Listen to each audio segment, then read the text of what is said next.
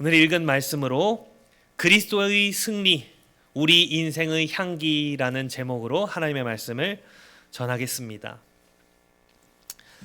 이 세상에는 승자가 있고 패자가 있습니다. 모든 분야와 모든 영역에 있어서 그렇지요. 승자들은 권력과 성공, 부와 명예, 그리고 영광을 얻습니다. 레드카펫 위에서 멋들어진 수상소감을 발표하며 유명한 상을 받는 자들의 모습에서 우리는 그것을 봅니다. 올림픽에서 금메달을 따거나 월드컵에서 역전골을 성공시킨 스포츠 영웅들이 수많은 팬들의 환호를 받으며 귀환하는 모습에서도 그것을 보지요. CEO들이 회사를 기하급수적으로 성장시키고 시장 점유율을 높여 막대한 부를 쌓는 모습에서도 승자의 모습을 봅니다. 그들이 바로 세상이 말하는 승자입니다. 그렇다면 만약 우리가 세상이 말하는 이 승리의 잣대를 교회에 적용한다면 어떨까요? 물론 오늘날 교회들 중에는 세상의 기준으로 권력과 성공, 부와 명성, 영광의 측면에서 승리하고 있는 교회들도 있습니다. 하지만 저는 그런 교회들이 오히려 매우 심각한 방식으로 실패하고 있을 가능성이 크다고 생각합니다. 성경이 말하는 승리는 세상이 말하는 것과 전혀 다르기 때문입니다. 여기에서 자연스럽게 따라오는 질문이 생기죠. 그렇다면 하나님은 어떤 것을 승리라고 부르시는가? 내 인생에서 이겼다고 말할 수 있는 순간은 언제인가? 우리가 이 질문 앞에 고민하게 되는 이유는 우리 인생이 많은 경우에 승리의 축제처럼 펼쳐지지 않기 때문입니다. 우리는 인생의 막힌 문 앞에서 좌절하곤 합니다.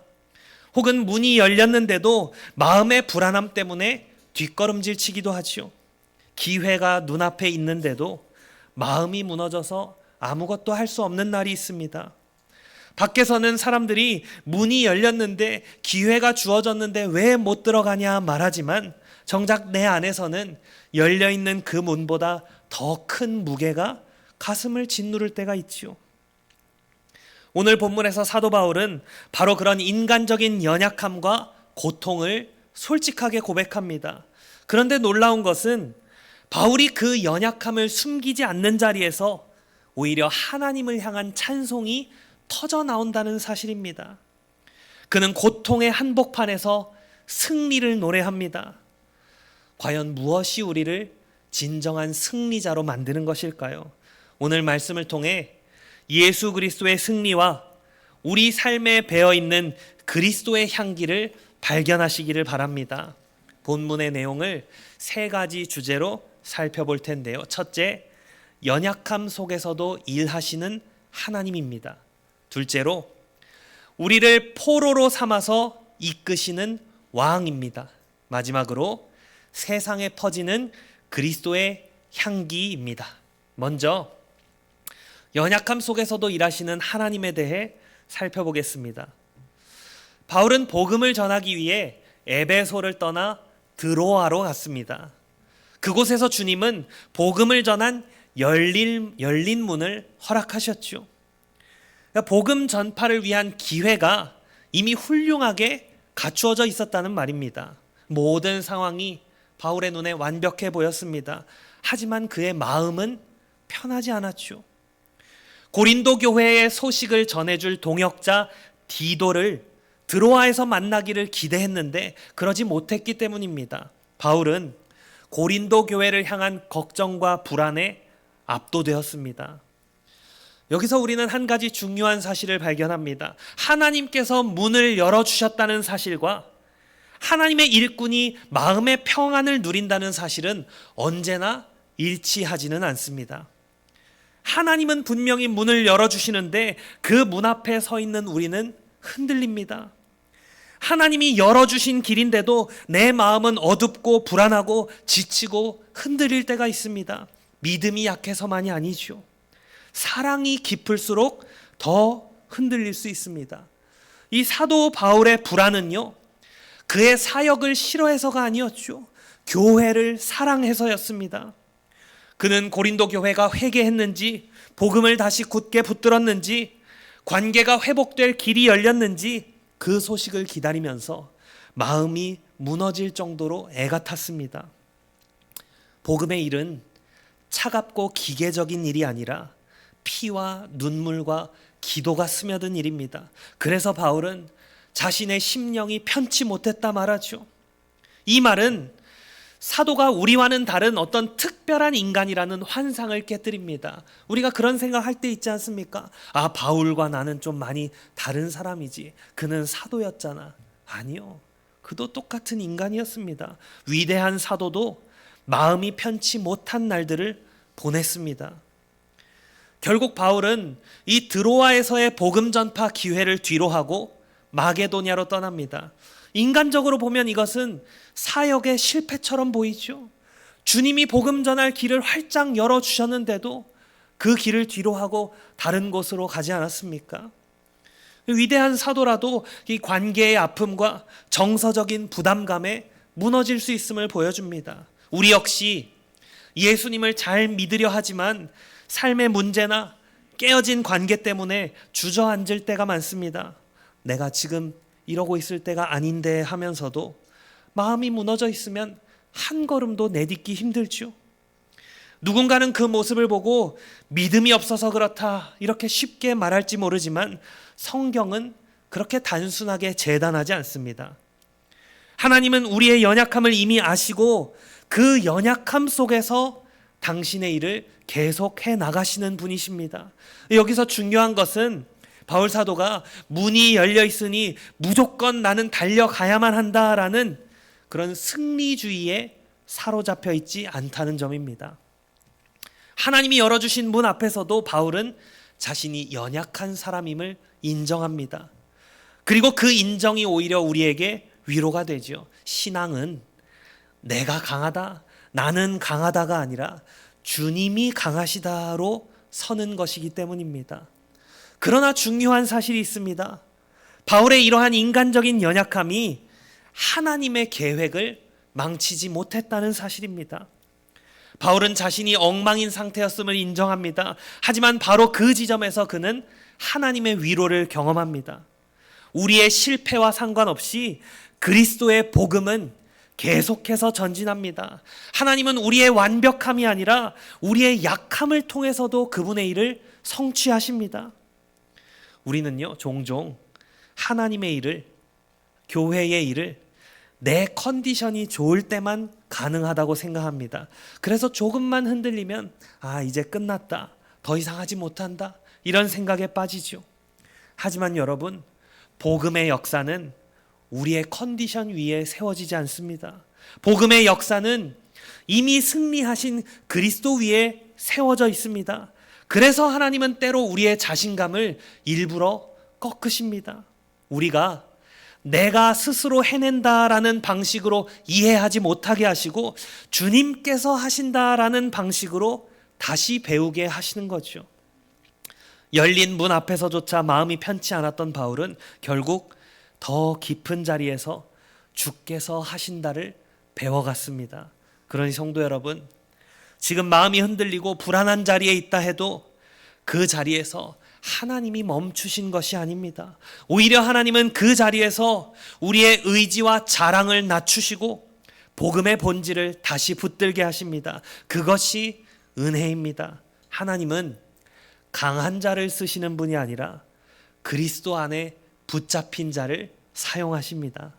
다음으로 우리를 포로 삼아 이끄시는 왕에 대해 살펴보겠습니다. 바울은 14절에서 갑자기 분위기를 바꿔서 하나님께 감사를 드리죠. 항상 우리를 그리스도 안에서 이기게 하시는 하나님께 감사하노라. 여기 이기게 한다라고 번역한 단어는요, 본래 승리를 알리면서 행진한다, 즉 개선 행진한다라는 의미입니다. 그러니까 이 부분을 직역하면 항상 우리를 그리스도의 개선 행진에 참가시키신다가 됩니다. 항상 우리를 그리스도의 개선 행진에 참가시키신다. 당시 사람들에게 이 로마의 개선 행진은 매우 익숙한 광경이었습니다. 승리를 하고 돌아오는 장군의 위엄을 보여주는 거대한 퍼레이드였죠. 그렇다면 바울은 자신을 이 개선 행진 속에 어떤 존재로 묘사하고 있는 것일까요? 이 승리한 장군에게 속한 병사로서 개선 행진에 참가한다, 이렇게 우리가 생각하기 쉽지요. 하지만 이 단어가 성경에서도 그렇고 일반 문헌에서도 그런 식으로 쓰인 경우는 한 차례도 없습니다. 항상 전쟁에서 잡은 포로를 개선 행진 속에 참여시킨다, 이런 의미로만 사용됩니다. 그러니까 바울은 자신을 그리스도의 개선 행진 속에 이끌려가는 포로로 묘사하고 있는 것이죠. 자신의 삶 전체를 그 포로 이미지로 다시 해석하는 겁니다. 바울은 지금 나는 승리자다라고 외치고 있는 것이 아닙니다. 이 구절에서 주어는 하나님이십니다. 그리고 그 승리의 주체는 예수 그리스도이시죠. 그리고 성도들은 그 주님의 승리에 참여하도록 이끌려가는 포로입니다. 이것이 바로 복음적인 승리의 구조입니다. 승리는 내 성취가 아니라 주님의 성취입니다. 나는 그 성취에 이끌려갑니다. 그렇기 때문에 승리는 내가 내 인생을 쥐고 장악하는 기술이 아니라 내가 그리스도께 사로잡히는 은혜로 드러난 것이죠. 이것이 바로 놀라운 역설입니다.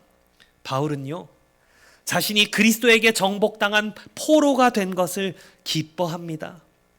그 로마의 개선 행렬 끝에서 포로들은 어땠을까요?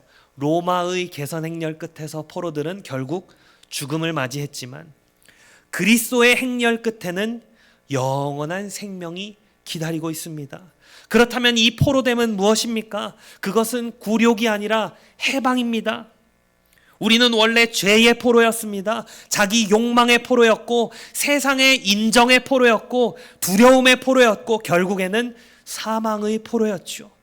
그런데 그리스도께서 우리를 정복하실 때 우리는 새로운 주인을 만나게 됩니다. 죄의 주인이 아니라 생명의 주인을 만납니다. 그래서 그리스도께 정복당하는 것은 자유를 잃어버리는 것이 아니라 참 자유를 얻는 것입니다. 세상은요, 네 인생의 주인은 네가 되어야 해, 이렇게 말하지만 복음은 너는 본래 누군가의 종이었다. 죄의 종이었다. 마귀의 종이었다. 사망의 종이었다.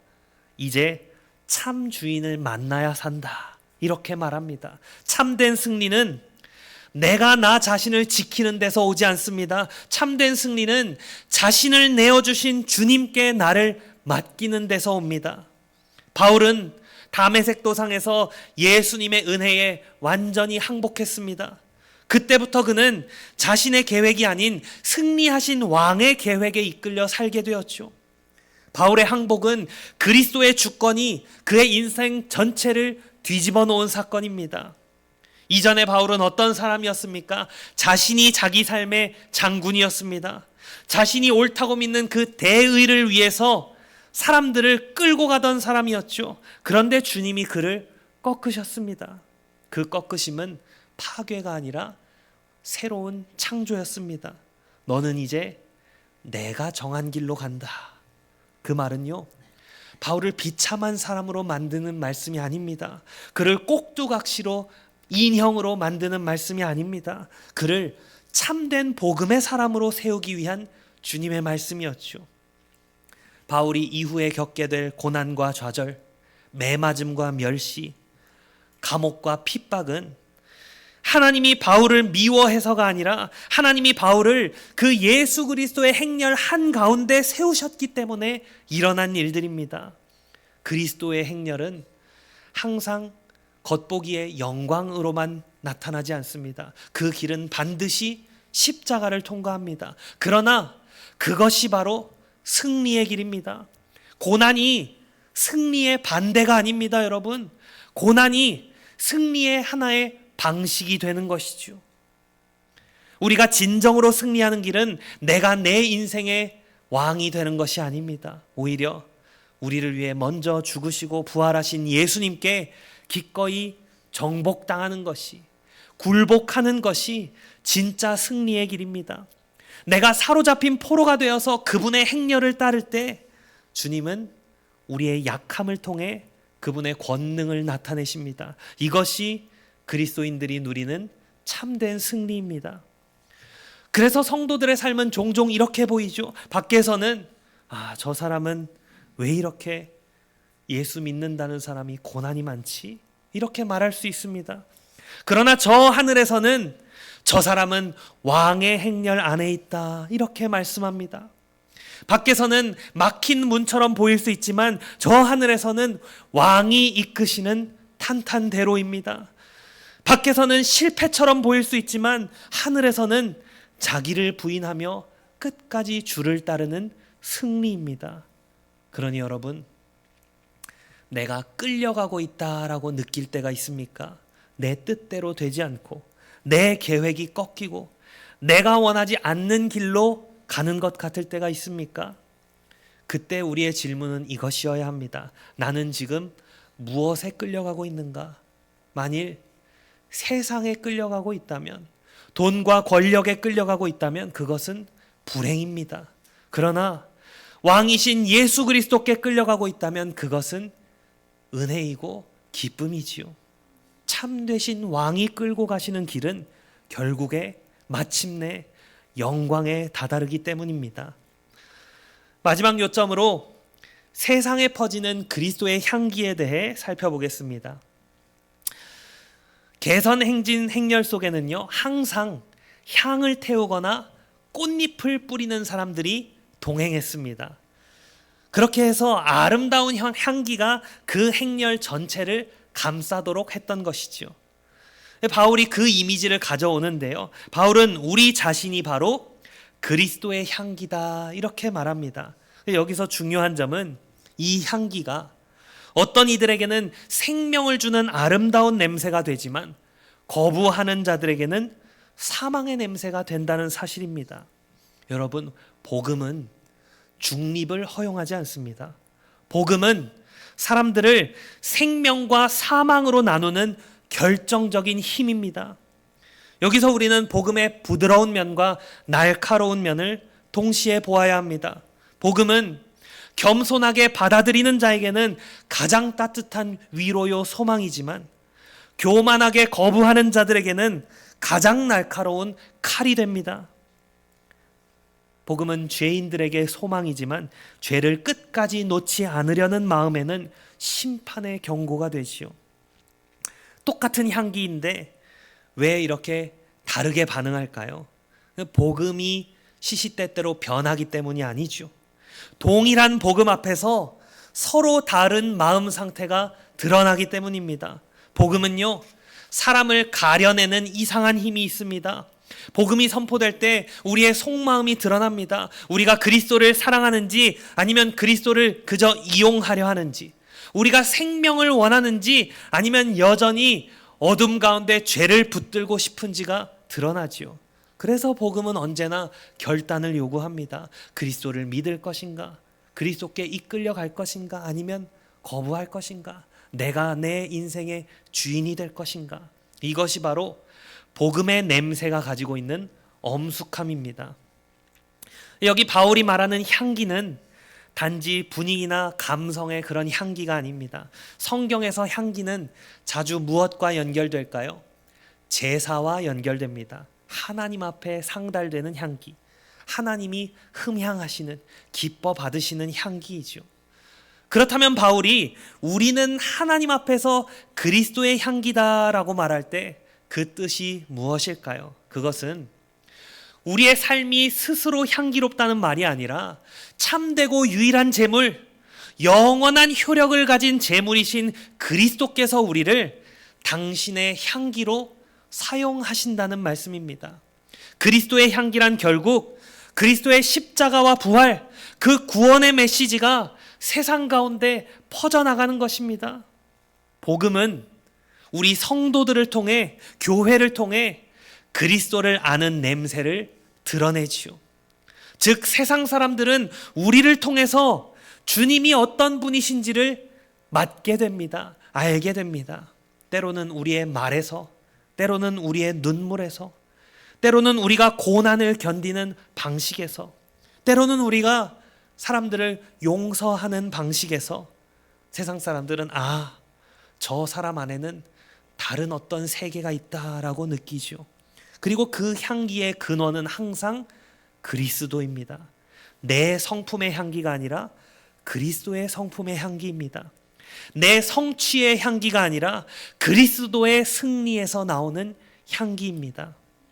여러분, 우리는 이 향기를 퍼뜨리기 위해 보냄받은 자들입니다. 하지만 많은 사람들이 복음을 그저 자기 자신의 이익을 위해서 이용하려 하지요. 바울은 그런 사람들을 하나님의 말씀을 혼잡하게 하는 자들이다라고 칭합니다.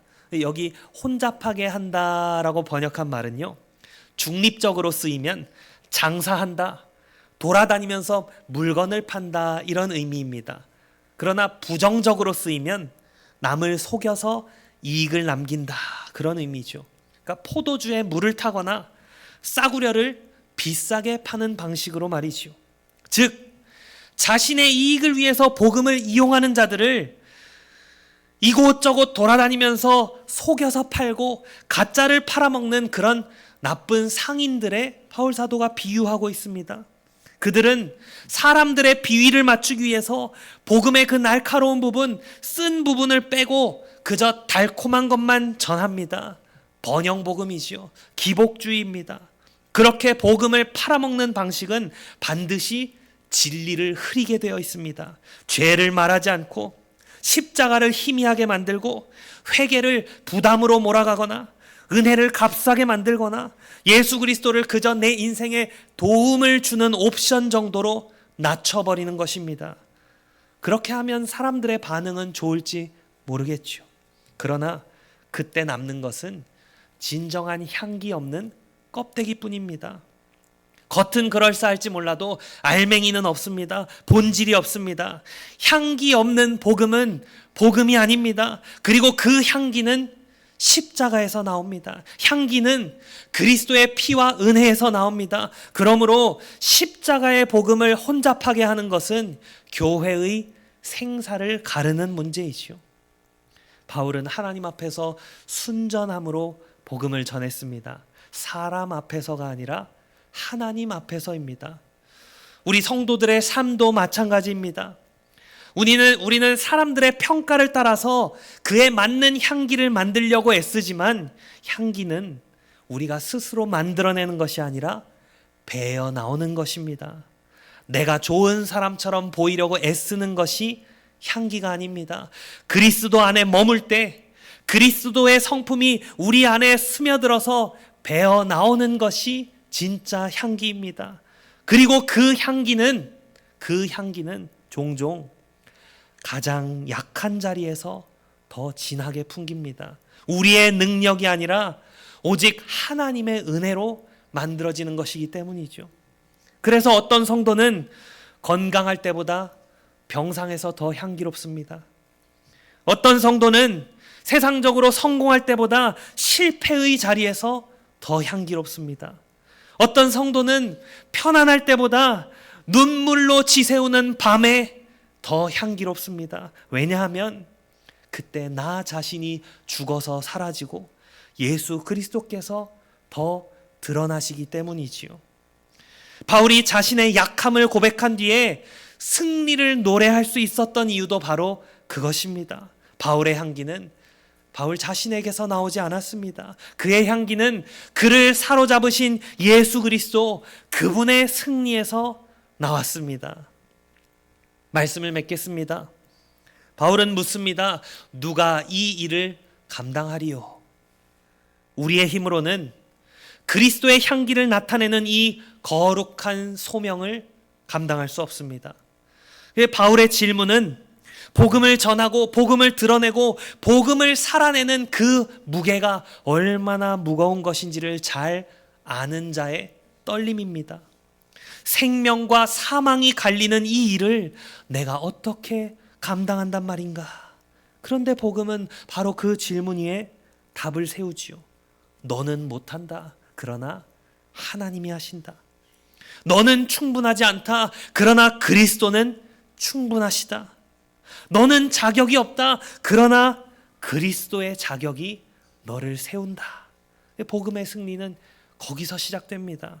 내 자격이 아니라 그리스도의 자격으로 사는 삶, 내 능력이 아니라 성령의 능력으로 사는 삶, 내 계획이 아니라 왕의 계획에 붙들린 삶, 그것이 성도의 승리입니다. 사랑하는 성도 여러분, 인생의 문이 막힌 것 같다고 낙심하지 마십시오. 혹은 여러분의 연약함 때문에 자책하지 마십시오. 우리는 이미 승리하신 왕의 행렬에 참여하고 있습니다.